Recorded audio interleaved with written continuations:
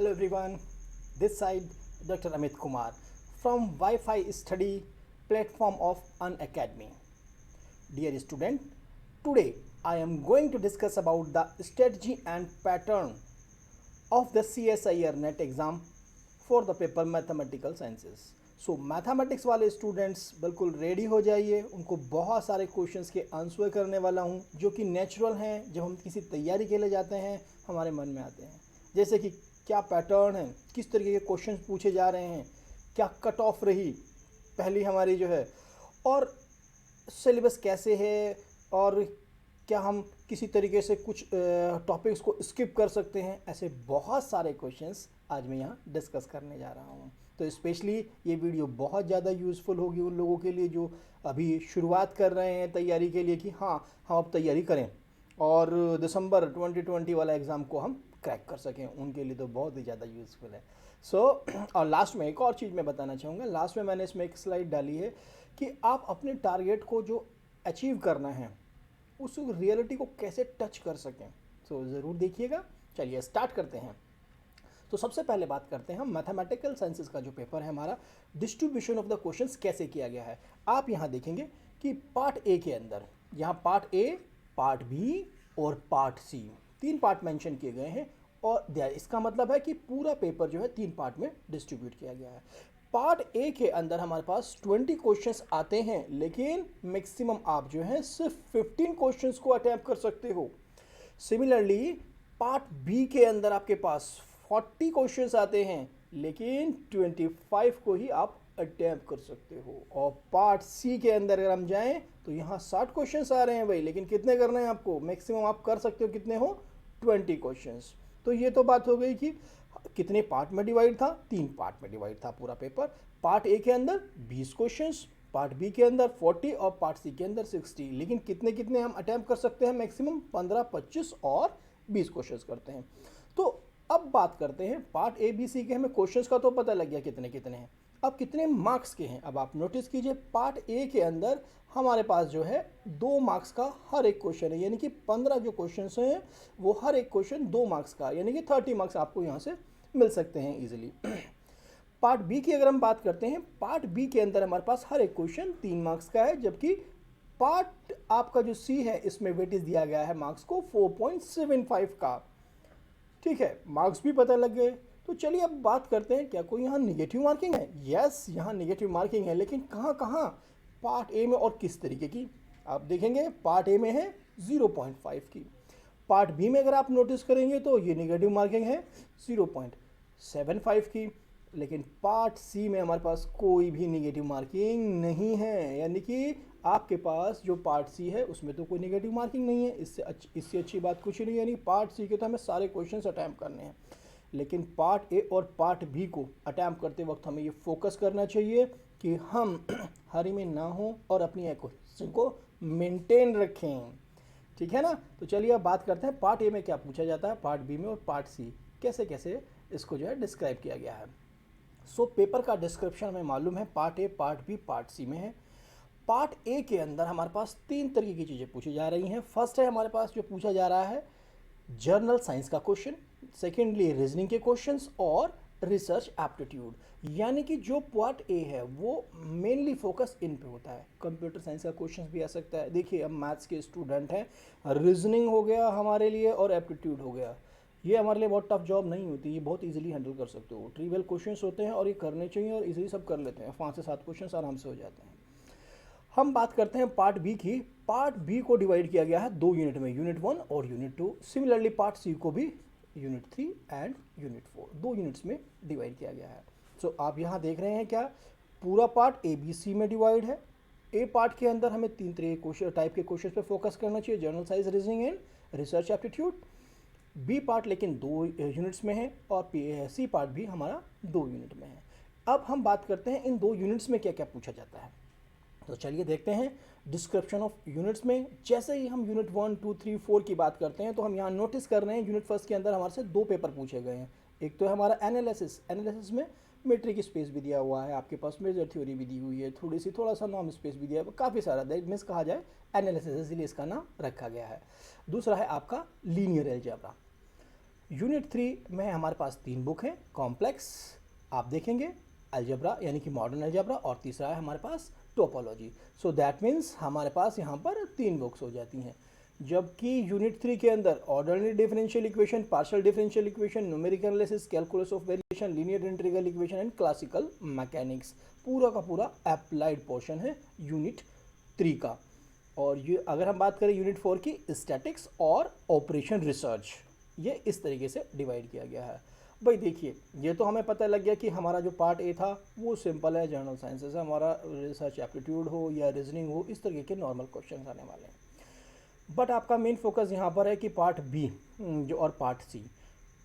अब यहाँ तो इतनी सारी बुक्स हैं, बहुत सारी बुक आ गई, क्या कोई हमारे पास ऐसा है कि हम कुछ कम को करें, इसमें से शॉर्टिंग कर सकें कि हाँ इतने करने से हमें बेनिफिट मिल जाएगा? यस, आप नोटिस कीजिएगा, real analysis, linear algebra, complex analysis and modern algebra, और यहाँ से आप मैं सिर्फ कह रहा हूँ कि ordinary differential equation, partial differential equation.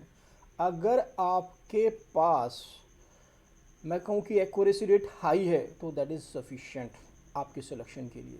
लेकिन सम टाइम होता है, ह्यूमन नेचर है हम लोगों की, ह्यूमन है हम, तो गलती हो सकती है, इसलिए हम किसी और पार्ट को भी बढ़ा सकते हैं। तो ध्यान, जब भी एग्ज़ाम में जाएं, इन बुकों को तो हमें स्किप करना ही नहीं है किसी भी डेट पे, इसमें तो हमें फुल तैयारी करनी ही करनी है। ठीक है, हर टाइप के क्वेश्चंस को हमें यहाँ देखना है, and rest also we will discuss. So अब बात करते हैं कि कैसे टॉपिक्स आते हैं। तो सिलेबस पे कहाँ से डाउनलोड करें, सबसे पहले इसके बारे में बात कर लेते हैं। देखिए, csirnet.nta.nic.in से आप इसको डाउनलोड कर सकते हैं, कंप्लीट सिलेबस को। सो कंप्लीट सिलेबस के बाद हम बात करते हैं कट ऑफ की, कि भाई पिछले जो कट ऑफ है वो क्या जा रही हैं, किस तरीके से जो है CSIR का जो नेट GRF मिल रहा है बच्चों को। तो हम बात कर रहे हैं 2019, 18 और 16 के। आप नोटिस कीजिए 2019 में जून में जो आपके पास मार्क्स गए हैं वो 100.36 गए हैं, जबकि दिसंबर में 107.26 गए हैं। अगर यही बात हम 2016 यानी कि 2016 में करें तो आप नोटिस करेंगे ये 107 हैं, और उसके बाद हाईएस्ट जा रहे हैं 119।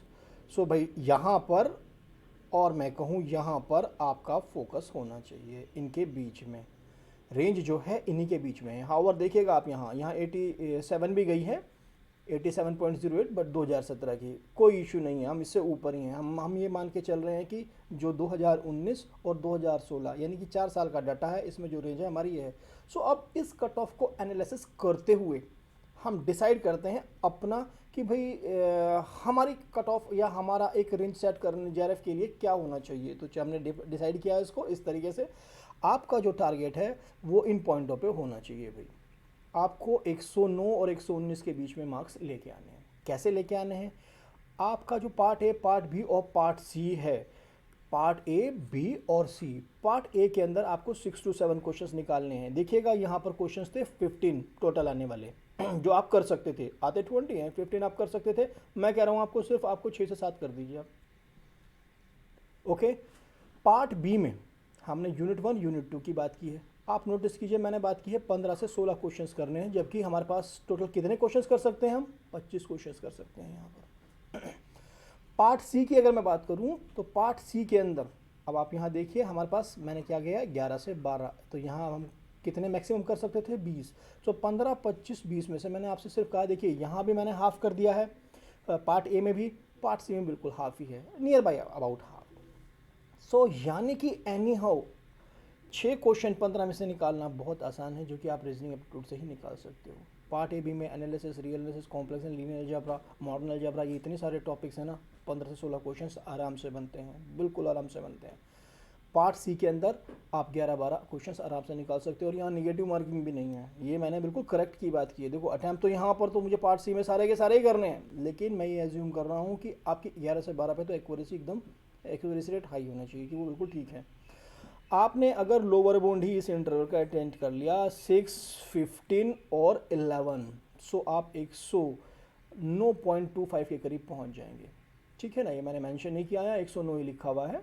ठीक है, और अगर आपने अपर रेंज की बात की इसकी कि हम 7, 16 और 12 की तरफ बात कर रहे हैं, सो आपके पास 119 मार्क्स होंगे। यानी कि जो पिछले 4 साल का कट ऑफ जा रहा है GRF का, आप उसको आराम से अचीव कर सकते हैं। 100% आपका जेआरएफ हो जाएगा इसके बिहाफ पे। सो आगे चलते हैं, हम बात करते हैं सिलेबस की। पार्ट बी में है जो हमारे पास सिलेबस है, सबसे पहले हमें टारगेट करना चाहिए कि वो कौन कौन से टॉपिक्स हैं जिससे क्वेश्चंस पूछा जा रहा है। तो मैंने यहाँ वो लिस्ट कर दिए हैं, पार्ट बी के रियल एनालिसिस वाले पार्ट से भी और साथ साथ आपका लीनियर अलजेब्रा के पार्ट से भी। तो ये मैंने कुछ इंपॉर्टेंट टॉपिक हैं भाई। यहाँ से बात आती है कि ठीक है क्या क्या और किस तरीके का क्वेश्चन पूछा जा रहा है। मैं अपनी नेक्स्ट वीडियोज़ में बात डाल दूंगा कि कौन कौन से टॉपिक से किस किस तरीके का क्वेश्चन पूछा जा रहा है, ठीक है। क्योंकि बहुत ज़्यादा लेंथ भी नहीं चाहता था मैं इस वीडियो की, और मेरा फोकस भी सिर्फ इसी बात पे था कि पैटर्न स्ट्रेटजी जो फर्स्ट क्वेश्चंस आते हैं माइंड में वो यहाँ यूनिफाई हो, ना कि other things. So next video में मैं आपको ये ज़रूर बताऊंगा कि काउंटेबल अनकाउंटेबल से क्या पूछ रहा है, एग्जामिनर का क्या पर्पज़ है। मान लिया उसने यही टॉपिक उठा लिए दो, तो वो किस तरह के क्वेश्चन पूछता है और आपको क्या स्ट्रेटजी लगानी चाहिए अपने टाइम को मैनेजमेंट करने की। तो ऐसी बातें हम नेक्स्ट वीडियो में भी डिस्कस करेंगे। सो इसके बाद हम देखते हैं टारगेट वर्सेस रियलिटी। भाई टारगेट तो है आपके पास 109 से और 119 के बीच का, लेकिन वो रियलिटी में फिजिबल भी है और आप किस तरीके से उसको फिजिबिलिटी में ला सकते हैं, कैसे आप उसको अचीव कर सकते हैं, इसके लिए मैंने कुछ यहाँ पॉइंट मेंशन किए हैं। पहला पॉइंट है careful reading of the questions. आप देखिए क्वेश्चन में ये बहुत नॉर्मल मिस्टेक है कि हम क्या करते हैं, नॉट लिखा है, उसने पूछा है आपसे नॉट करेक्ट, और आप करेक्ट का ऑप्शन पे क्लिक करते हैं और आगे की तरफ मूव कर जाते हैं। ऐसा हमें नहीं करना है, इसलिए केयरफुली रीडिंग की हैबिट डालिए, अभी से ही डालिए हैबिट, जो भी आप प्रैक्टिस करते हैं क्वेश्चंस की। सेकंड मैंने कहा है आपको कि आपको सबसे पहले उन टॉपिक्स को एग्जाम में, उन क्वेश्चंस को हमें, जिन टॉपिक पे आपकी सबसे ज़्यादा कमांड है उन क्वेश्चंस को वहाँ पे हमें चूज़ करना चाहिए सबसे पहले। इससे हमारा प्रेशर रिड्यूस हो जाता है एग्ज़ाम के प्रति कि हाँ भाई इतने क्वेश्चंस हमने कर लिए, अब हमें कोई दिक्कत ही नहीं है। तो ये चीज़ें ज़रूरी हैं। थर्ड होता है आपके पास enrich your mind with sufficient example, यानी कि आपके पास बहुत सारे एग्जाम्पल्स माइंड में होने चाहिए। कैसे आप डिस्कार्ड करते हो ये आपको मालूम होना चाहिए। सो इनकी प्रैक्टिस भी ज़रूरी है। फोर्थ पॉइंट कहता है की पॉइंट के बारे में। की पॉइंट्स होते हैं जब हम रिजल्ट्स को डिस्कार्ड कर रहे हैं कि हाँ ये ऑप्शन नहीं है, ये ऑप्शन नहीं है, तो कौन सा रिजल्ट लगा दिया आपने, तो ये कहाँ से आए थे वो की पॉइंट्स। वो सारे की पॉइंट्स हमें डे टू डे हावर मैं भी आप लोगों को बताता रहूँगा अपनी क्लासेस में कि इस क्वेश्चन के लिए ये की पॉइंट है।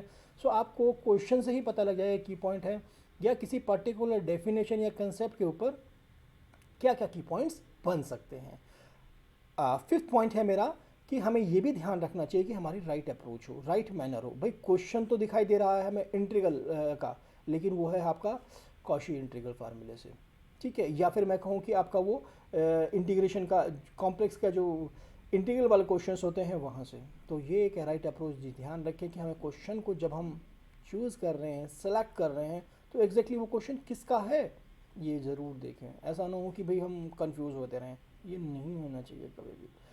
और लास्ट और मोस्ट इम्पॉर्टेंट जो टॉपिक है इसका, वो टॉपिक है आपका every week throughout the test आप जो प्रिपेयर कर रहे हैं अपने स्ट्रेटजी को जो है आप चेक करते रहिए। ये बहुत ज़्यादा ज़रूरी है। वैसे तो देखिए जब मैं आप लोगों के टेस्ट लूँगा तो मुझे खुद भी पता लगता रहेगा और अकॉर्डिंगली मैं स्ट्रेटजी चेंज करता रहूँगा, लेकिन हमें ये खुद भी मॉनिटर करते रहना चाहिए, ये बहुत ज़्यादा ज़रूरी है। चलिए आज के लिए इतना ही। नेक्स्ट वीडियो में मैं आपके पास लेके आऊँगा कि किस कंसेप्ट पे किस तरीके के क्वेश्चंस पूछे जा रहे हैं। Thank you, keep smiling.